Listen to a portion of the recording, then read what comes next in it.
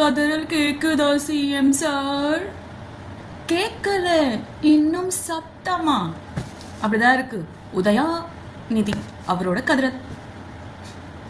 ஏன் சார், போன சட்டசபை நடக்க போது உங்களுக்கு என்ன பண்ணணுமோ பண்ணிட்டு ஓடிட்டீங்க. இந்த தடவை இங்கே என்ன நடக்குமோ அது முதல் சட்டசபையாச்சே. நம்ம முதல்ல ஒரு மாதம் இருந்துச்சுல சார் டைம், அதில் நீங்கள் என்ன பண்ணியிருக்கணும்? என்னெல்லாம் பேசலாம், உங்களுக்கு என்ன பண்ண போகிறீங்க, என்ன பண்ணுவீங்க மறுபடியும் வந்தால், உங்களை ப்ளஸ் பாயிண்ட்ஸ் அது இல்லை. ஆனால் அது யோசிச்சுருந்துருக்கலாம். அதை விட்டுட்டு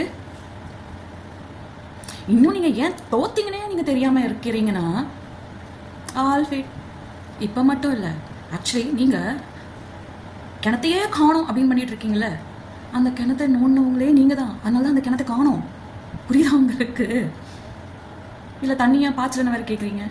பாஸ் ப்ளீஸ், சைல்டிஷ் பிஹேவியராக இருக்குது.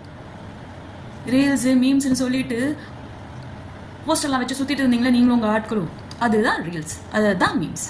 ஓகேவா? உங்கள் மாதிரி ஆளுங்களுக்கு பதில் கொடுக்கறதுக்கு இந்த மாதிரி ரீல்ஸும் மீம்ஸ் தான் போட்டுதான் இருக்கு. What can be done? So கதறல் கேட்குது, இன்னும் கொஞ்சம் சத்தமாக பண்ணிங்கன்னா சத்தமாக ஆஃப் பண்ணிடுவேங்க. கொஞ்சம் பார்த்துருங்க. பாய்.